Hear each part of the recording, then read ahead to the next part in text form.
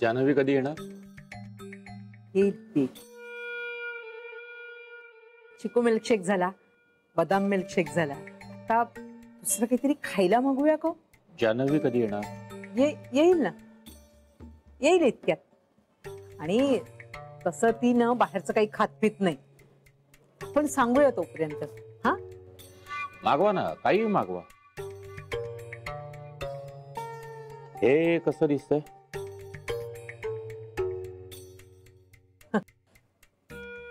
छान, खूप छान दिसतंय. म्हणजे एवढं महागडे आहे म्हटल्यानंतर छानच असणार ना.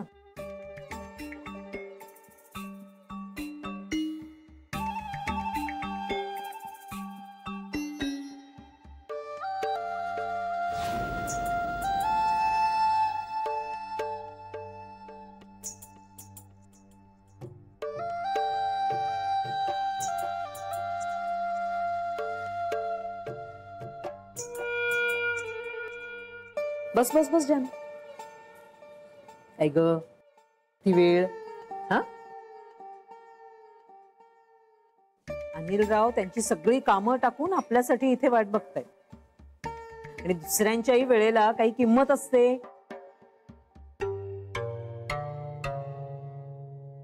म्हणजे आम्हाला कल्पना आहे की आजारपणामुळे तुझ्या हालचाली जरा मंदावल्या. ठीक ठीक, सॉरी. जान्हवी, काय घेणार आहेस?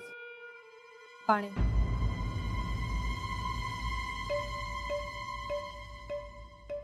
कशी आहेस तू? बरी आहेस ना?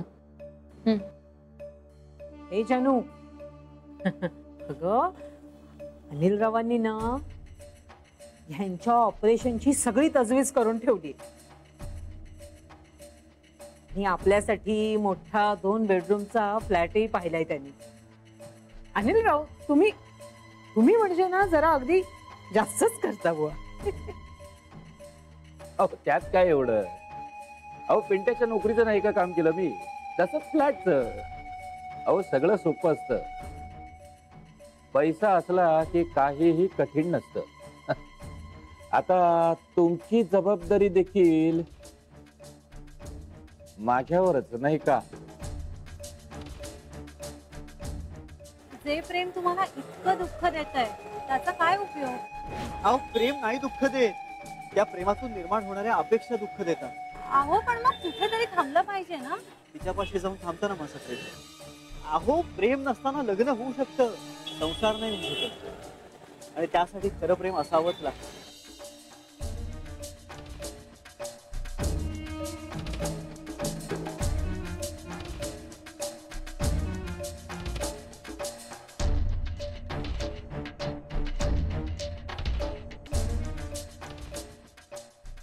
जानू, ऐकतेस का अनिलराव काय म्हणतायत ते?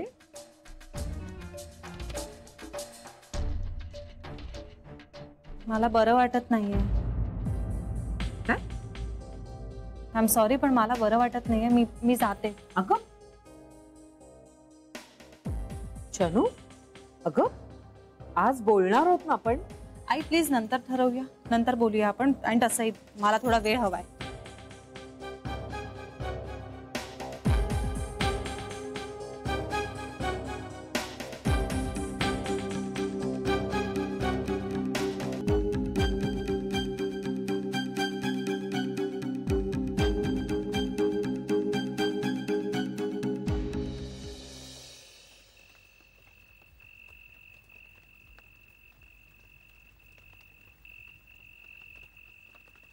हाय.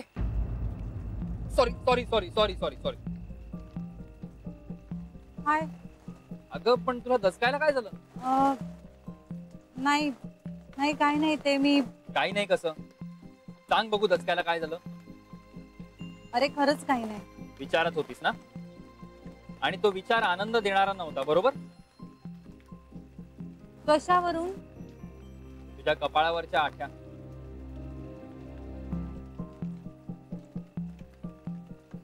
हल्ली बरंच कळायला लागलं तुला मनीष. हल्ली? जान्हवी, मला आधीपासून सगळं कळतं आणि तुझ्या बाबतीत तर अगदी व्यवस्थित कळतं. हा, आता ह्याच्यात माझं काही क्रेडिट नाहीये. तुझ्या चेहऱ्यावर सगळंच दिसतं.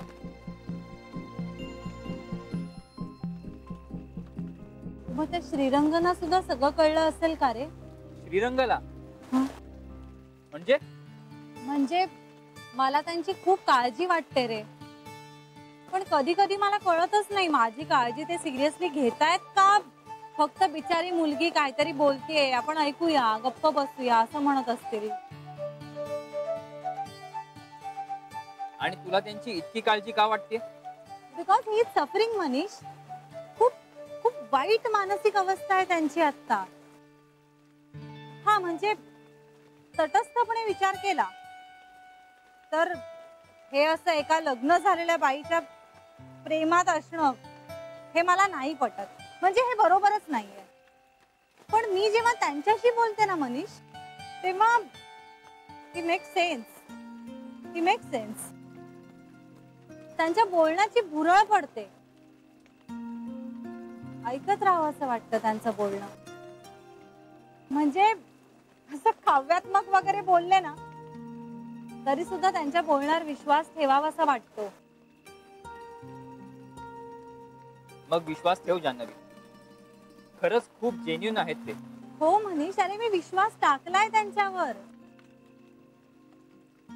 आणि ह्याचंच आश्चर्य वाटतंय मला. म्हणजे मला कधीच कुणाबद्दल असं वाटलं नव्हतं पण श्रीरंगशी मी खूप पटकन कनेक्ट झाले असं मला वाटतंय. त्यांच्या बोलण्यात तथ्य नसलं ना तरी काहीतरी वेगळं आहे जे ऐकावंसं वाटतं, जे समजून घ्यावंसं वाटतं. अरे आपल्या जवळची माणसं जेव्हा अशी चुकीची वागतात तेव्हा आपल्याला जितका त्रास होतो जेवढे आपण डिस्टर्ब होतो ना तसं मला यांच्या बाबतीत वाटतंय. मग आता काय मी त्यांच्याशी बोलत राहणार. मला फक्त त्यांना आनंदी बघायचंय रे. तुला वाटतंय ना त्यांनी आनंदात राहावं? अगदी मनापासून वाटतंय ना? मग तसंच होईल जान्हवी. बघ तू.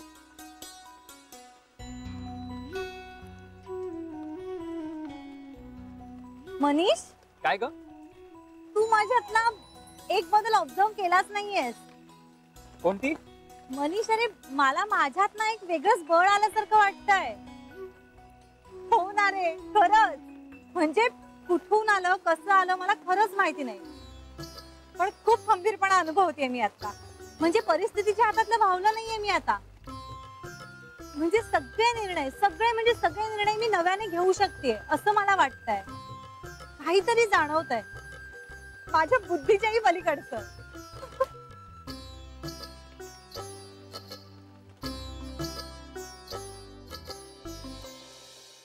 म्हणजे जान्हवीच्या दृष्टीने जरी आता मी अनोळखी असलो ना म्हणजे तिच्या दृष्टीने आता नुकतीच आमची भेट झाली असं जरी असलं तरी ती तिची मतं व्यक्त करायला घाबरत नाहीये. त्यात एक जेन्युइन कन्सर्न असतो. त्यात ती शार्प मुलगी आहेच त्यामुळे तिच्या समोर बोलताना ती आपल्याला शब्दात पकडेल की काय अशी सतत भीती वाटत असते. तारेवरची कसरतच आहे ही. तिलाही बँकेत काम करताना पावलोपावली प्रश्नच पडत असतील नाही? हो, प्रश्न तिला पडतातच आहे. अय्यजी, आज तिची ऑफिस मधली मैत्रीण आली होती गीता आपल्या ऑफिसमध्ये. ती मला सांगत होती की जान्हवीमध्ये आता खूप छान बदल जाणवत आहेत, पॉझिटिव्ह बदल. वा, असंच होऊ दे बाबा. हो, आणि लवकर होऊ दे. श्री, आईंच्या वाढदिवसापर्यंत येईल ना रे ती आपल्या घरी? आता त्याच्यावर प्रेशर कशाला टाकताय? त्याला जमेल तेवढं आणि जमेल तसं करतोय ना तो सगळं. हो ना, आणि इतकं प्रामाणिकपणे करतोय की न बोलून सांगतोय कोणाला.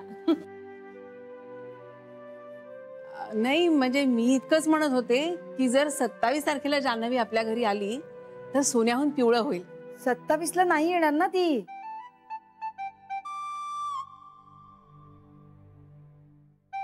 हिंदू वहिनी,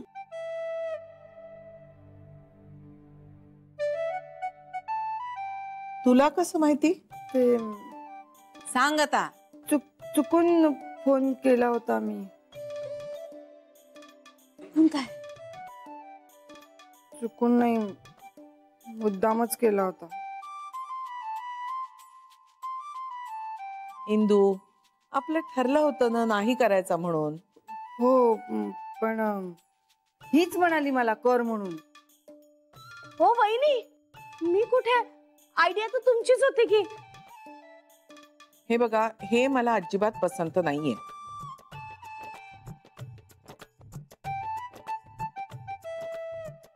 अगं आई, हे सगळे स्वतःची वेगवेगळी ओळख दाखवून भेटलेत जान्हवीला. तिला नाही कळणार. आणि कळलं तर? अगं कळलं तर मग समजावं आपण तिला. अरे पण कधीतरी ती इथे येणारच ना. त्यावेळेस तिला हा खोटेपणा कळला तर दुःखच होईल ना तिला. पण कदाचित असंही होऊ शकेल की तिला यामागचं प्रेम जाणवेल, खोटेपणा नाही.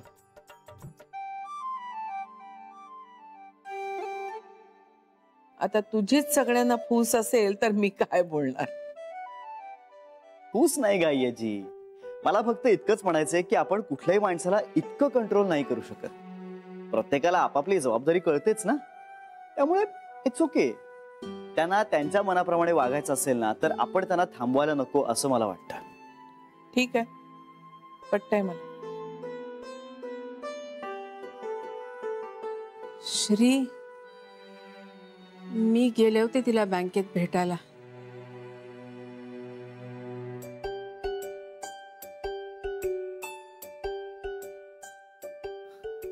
का? हा, अरे ती चेन. आई, अरे पण तिच्यासाठी ती लकी आहे असं म्हणायची ना ती. मग ती तिच्याकडे असायला नको का? आणि काय माहित, त्या चेनचा स्पर्श झाल्यावर तिला काहीतरी आठवलं तर. सरू मावशी, अगं हा काय हिंदी सिनेमा आहे का असं काहीतरी घडायला? तिच्यावर प्रेम करणारी आपण सगळे तिच्या आजूबाजूला आहोत तरी तिला ते आठवत नाहीये. या चेनमुळे काय होणार आहे? श्री, तू हस मला हवं तर, पण असं होऊ शकतं. लागे बांधे असतात अरे. आणि मी तिथे गेले पण काहीच नाही बोलले तिच्याशी. म्हणजे मला बोलता आलंच नाही, नुसतं रडायलाच आलं. बघितलं श्री, याचीच भीती आहे मला. अरे काय वाटेल तिला? या बायका बँकेत काय येतात, रडतात काय, खायला काय आणतात, घरी यायचा आग्रह काय करतात. आय्याजी अगं समजून घेईल ती. तिचंच म्हणणं आहे ना, मन मोठं असलं की सारं काही सामावून घेता येतं. घेईल, समजून घेईल ती. आणि जान्हवीचं मन इतकं मोठं आहे ना की तिच्यासमोर चुका करताना भीतीही नाही वाटत. असं वाटतं की ती खूप मोठ्या मनाने सगळं सामावून घेईल.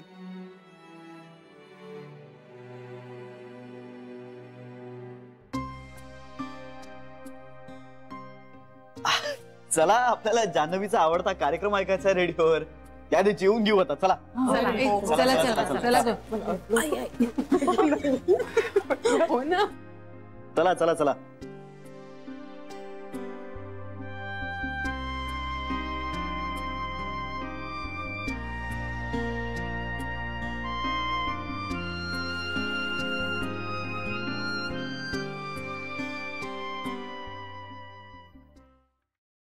आई, जेवण तयार झालंय. बाबा आले की जेवायला बसूया. ते बसलेत त्या मनीषच्या बाबांबरोबर पट्टावरची ती हत्ती आणि घोडे नाचवत. खऱ्या आयुष्यात कधी जमलं नाही बुद्धी वापरणं. ते आता खेळात दाखवत आहे. हो पण एक आहे, आपल्याला मात्र नाचवायला त्यांना छान जमतं. त्या प्याद्यांसारखं. काय नाचवतात ग ते? त्यांना बिचारांना साध्या पाण्याचं भांड हातात दिलेलंही आवडत नाही. जमेल तितकं काम स्वतः करत असतात ते. काय ग, पिंट्या अजून आलेला नाहीये ना? त्याचा फोन आला होता मला. त्याच्या ऑफिसच्या बाहेर ट्रॅफिक जाम आहे म्हणून जरा उशीर होतो यायला. मग ठीक आहे. म्हणजे जानू, अनिल रावांशी अशी का वागलीस तू? अशी म्हणजे? मला उलट प्रश्न करू नकोस तू. तुला कळत आहे मी काय म्हणते ते. आई, मला ना मी चुकीची वागली असं नाही वाटत आहे. काय? अगं अपमान केलायस तू त्यांचा. आधी घुम्यासारखी बसून राहिलीस आणि मग त्यांना न सांगता त्यांच्या समोरून उठून आलीस. हो, मला त्यांच्याशी बोलताच येत नाही. म्हणजे इच्छाच होत नाही की त्यांच्याबरोबर बसून गप्पा वगैरे माराव्यात अशी. पण जानू जानू तुझं लग्न ठरलंय त्यांच्या बरोबर. पण मी त्यांच्याशी मनाने जोडलेच गेले नाहीये. आणि आई, एकमेकांची मनं जुळणं हे फार महत्वाचं असतं ना. काय मेलं त्या मनांच्या जुळण्यात आहे. आम्ही नाही संसार केला. आई अगं, तू केलास म्हणून मीही तसाच संसार केला पाहिजे याला काहीच अर्थ नाहीये. माझ्या मनात अनिल विषयी प्रेमच नसेल तर मी संसार कसा करणार आहे त्यांच्याबरोबर, मला सांग. आणि तो माणूस माझ्या मनात रिपल्शन निर्माण करतो, प्रेम नाही. प्रेमाशिवाय लग्न होऊ शकतं आई कदाचित, पण संसार कसा होऊ शकेल? तो नाही होऊ शकत ना. जानू जानू हे बघ तू तू आधी हो म्हणाली होतीस की नाही लग्नाला? हो म्हणालेलीस की नाही? तो मूर्खपणा होता आई. मी खूप बाहेरच्या गोष्टींचा विचार करत होते, पण माझ्या मनात मी डोकावूनच पाहिलं नाही. आणि हो, मी त्यांना हो असं म्हणाले, पण म्हणून तो मूर्खपणा मी कंटिन्यू करायला हवा असं नाही ना.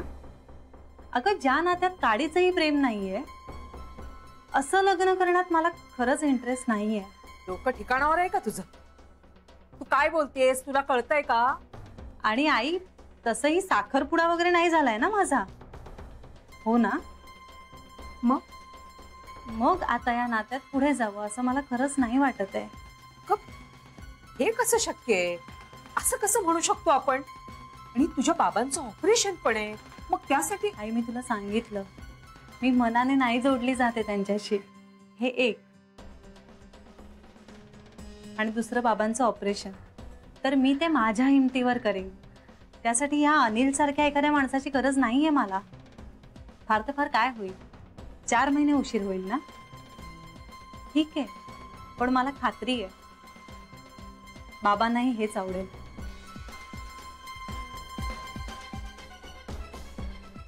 जानू जानू अगं, काय झालंय तुला? मला काय झालंय मला माहिती नाही, पण मी बदलले. मी ना एक वेगळीच व्यक्ती झाली आहे. म्हणजे अचानकच मला स्वतःमध्ये खूप बळ आलंय असं वाटायला लागलंय. मी ना कुठेतरी वेगळीकडे असायला हवं. माझं स्थान कुठेतरी वेगळीकडे.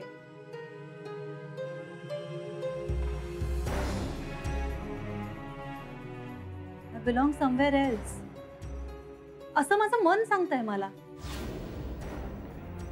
आणि आता मी ठरवलंय, मी माझ्या मनाचं ऐकणार आहे.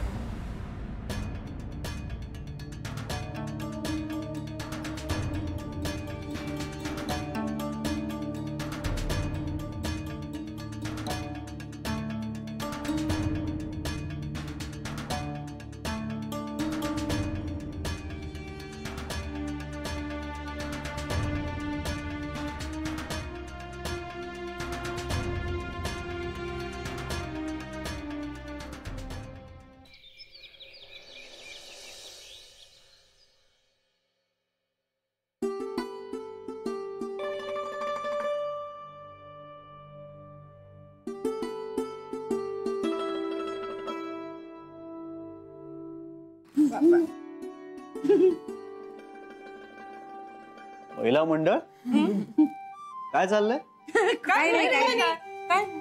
काही नाही. मग इतका वेळ कुठे होतात? इथेच. इथेच.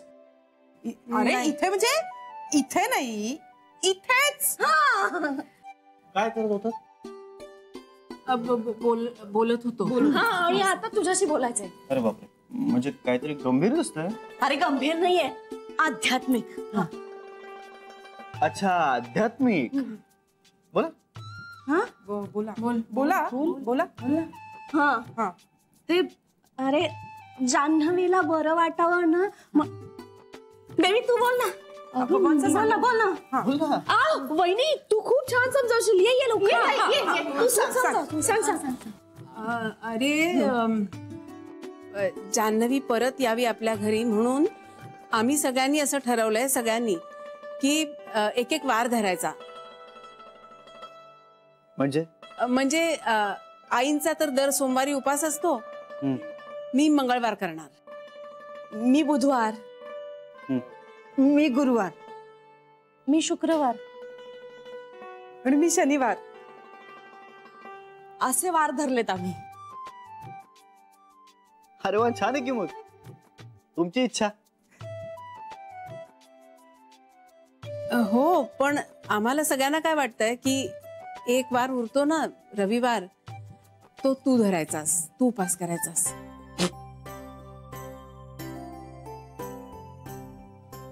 I am sorry. मला तुमची चेष्टा करायची नव्हती, म्हणजे खरंच करायची नव्हती. कारण मला ना आजवर आयुष्यात कोणी असं कधी सांगितलं नाही की बाबा रे एखादा वार धर, म्हणजे त्या दिवशी उपास वगैरे कर. असं खरंच सांगितलं नाहीये मला कोणी. पण एनिवे म्हणजे मी काय करायचंय, रविवारी उपास करायचाय. पण का? अरे आत्मिक बळ येतं.